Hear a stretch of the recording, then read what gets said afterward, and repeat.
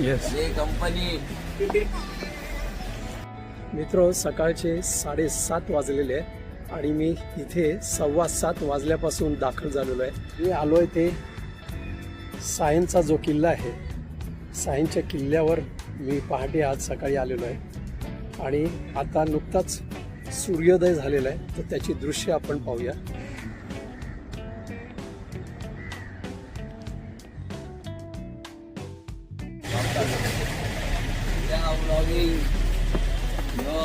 Yes company मित्र, गडाच्या entry पॉइंटलाच या मुलांनी माझं असं स्वागत केलं. ठीक आहे, मजा आली. आणि या मुलांनी देखील मला शुभेच्छा दिल्या. हेलो गाइस, कैसे हम लोग अंकल के फैन है, बहुत बड़े वाले अंकल, साथ में दिखाओ. ऐसा साथ में दिखाओ, पीछे करके. कुछ नहीं, अंकल को फॉलो करो और लाइक करो, शेयर करो दबा के, ताकि अंकल आगे बढ़ सके. Oh my God. Okay, thank you.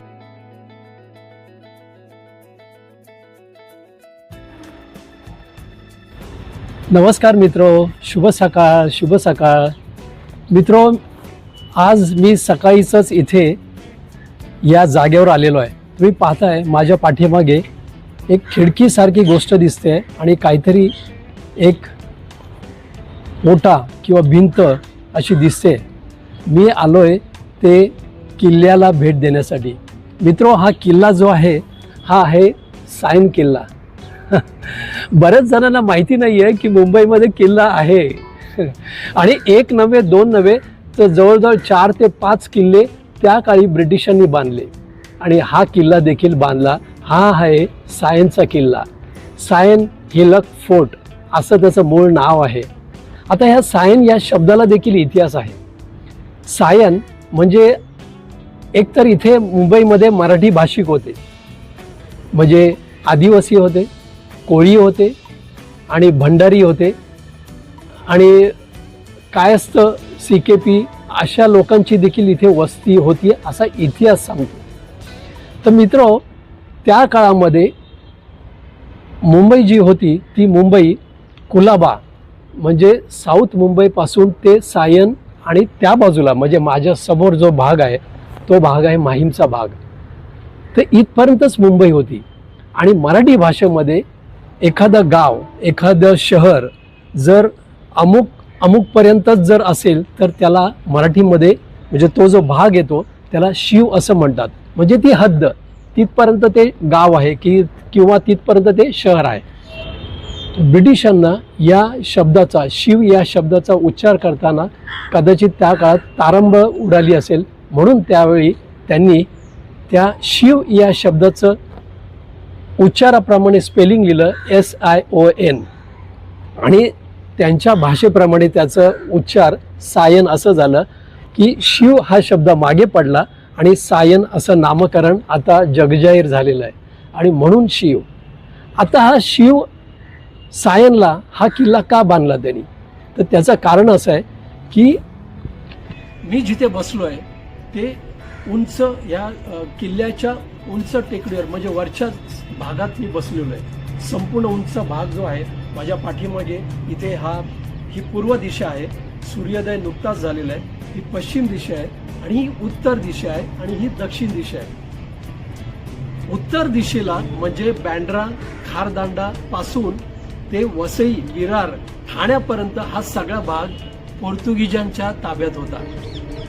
आणि म्हणून पोर्तुगीजांनी किंवा इतरांनी कोणीही शत्रूने या किल्ल्यावर आक्रमण करू नये म्हणून हा किल्ला ब्रिटिशांनी बांधला. आणि हा जेव्हा किल्ला बांधला त्याच दरम्यान त्याच्यानंतर आसपासच्या काळामध्ये त्यांनी माहीमला म्हणजे पश्चिमेला आणि इथे पूर्वेला शिवडीला असे 3 किल्ले बांधले आणि म्हणून मुंबईचं संरक्षण करायला त्यांना सोपं गेलं. तर मित्रो, हा किल्ला पाहण्यापूर्वी इथे यायचं कसं हे मी तुम्हाला सांगतो. आता खूप सोपं आहे. माझ्या पाठीमागे तुम्ही पाहताय, तुम्हाला टॉवर्स दिसत आहेत, ती दिशा आहे पश्चिम दिशा. ह्या पश्चिम दिशेलाच सायन स्टेशन आहे. अवघ्या 10 ते 12 मिनिटांच्या अंतरावर सायन स्टेशन आहे. तिथून तुम्ही चालत जरी आलात तरी सहज इथे पोहोचता. गाडीने, टॅक्सीने, रिक्षाने यायची अजिबात गरज नाही, इतकं जवळ आहे. तर तुम्ही येण्यापूर्वी, हा किल्ला पाहण्यापूर्वी आपण आता ह्या किल्ल्याची सफर घडवूया. चला तर या माझ्याबरोबर. मित्रो, हा किल्ल्याच्या उत्तर दिशेकडील दरवाजा आहे. हा एंट्री पॉईंट आहे आणि इथे डाव्या हाताला अशा छोट्या छोट्या रूम्स केलेल्या आहेत. त्या काळी जेव्हा हा किल्ला बांधण्यात आला त्यावेळेला ब्रिटिशांचे सैनिक यांना राहण्यासाठी आणि इथून किल्ल्याचं संरक्षण करण्यासाठी, देखरेख करण्यासाठी या त्यावेळच्या ब्रिटिशांच्या सैनिकांसाठी ही राहण्याची व्यवस्था होती. मित्र, ब्रिटिशांकडून त्या काळात वापरण्यात आलेली ही निकामी झालेली तोफ अजूनही या घडीला या सायनच्या किल्ल्यावर जो उत्तरेकडील रस्ता आहे त्या ठिकाणी, त्या प्रवेशद्वाराजवळ ही तोफ अजूनही पाहावयास मिळते. हा किल्ल्याचा पश्चिमेकडील भाग आहे.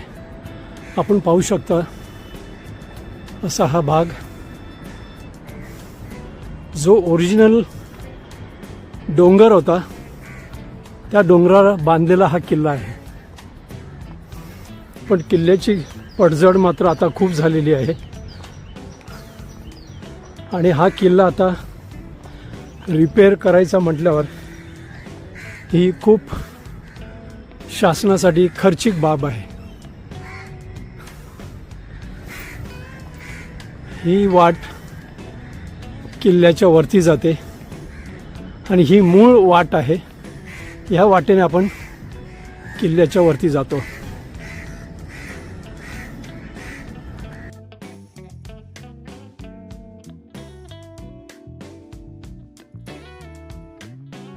मित्र, आपण या किल्ल्यांवर ज्या रूम्स आहेत, खोल्या आहेत, इथे आपण शिरल्यावर पूर्व दिशेला ही जी रूम आहे, या रूमच्या खालीच बरोबर तिथे एक टँक म्हणजे हौद आहे, पाण्याचा हौद आहे. हा हौद बहुधा त्या काळातील जे ब्रिटिशांचे सैनिक होते त्या सैनिकांसाठी पाणी पिण्याची व्यवस्था असावी म्हणून हा बांधण्यात आला असावा. परंतु आज मी तिला मात्र त्या हौदाची, टँकची, वॉटर टँकची दुर्दशा झालेली दिसते. खूप लोकांनी तिथे वॉटर बॉटल्स, कचरा वगैरे टाकलेला आहे.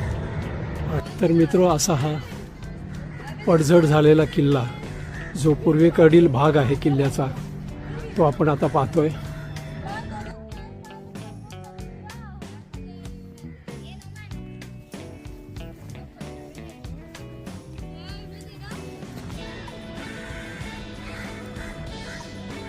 हे असं संपूर्ण जंगल इथे किल्ल्यावर आपल्याला दिसतंय.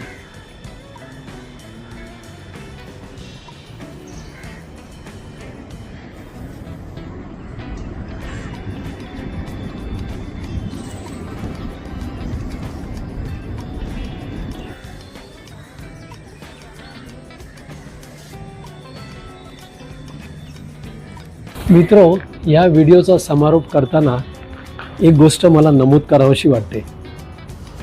आपण सर्व भारतीय कोणत्याही ऐतिहासिक वास्तू पाहायला गेलो की त्या वास्तू पाहून जी बांधणी केलेली आहे त्याचं आपण कौतुक करतो. आपल्याला खूप बरं वाटतं की त्या काळी ह्या मंडळींनी कसं हे बांधकाम केलं असेल किंवा काय. परंतु तेच बांधकाम चांगल्या स्थितीत असो किंवा पडझडीला आलेलं असू दे, आपण ते राखण करण्यात, त्यांचं रक्षण करण्यात थोडं कमी पडतो. तर मित्र, हा व्हिडिओ मी इथेच आता थांबवतोय.